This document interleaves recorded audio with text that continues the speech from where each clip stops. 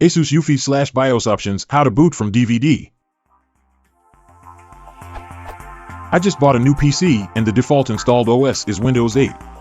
I want to install Windows 7, but when I go into the boot options screen, I only have one option. I can't find my DVD drive. It is plugged in and visible under SATA options.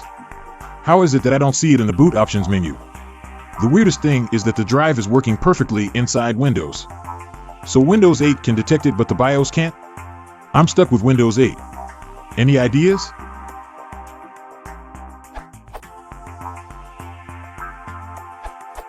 To get the DVD drive to show up in the boot menu, you might need to go into the BIOS, actually, UEFI settings, and enable Legacy, BIOS, mode or the UEFI compatibility support module, CSM, or similarly worded option.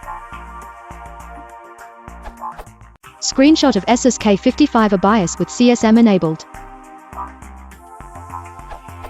Note: you might also have to disable both boot, fast boot and secure boot control.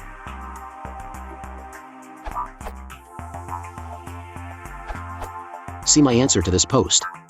Try to change the UEFI boot options by restarting Windows 8 while holding down the Shift key to enter Advanced Reboot menu.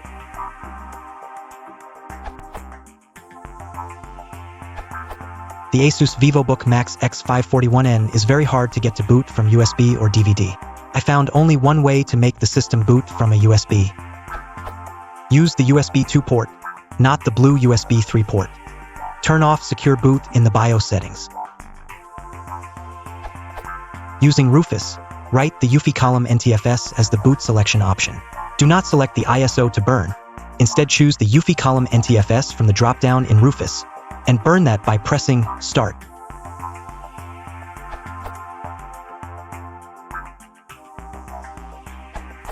Now, the USB will have two partitions. The empty bigger partition, that's actually writable, is where you must copy the contents of the .iso file that you want to boot. Not copying the .iso file, but copy and paste everything that is in the ISO file system onto the USB that you just wrote the UEFI column NTFS to. Now when you boot, it will load the UEFI NTFS Rufus bootloader, which will then go and load the contents of the partition where you copied the file contents of the ISO to. This was the result of much testing, DVDs, MBR and GPT USB, every single setting. Nothing would boot this laptop from USB or DVD. Only this UEFI NTFS partition type works a charm.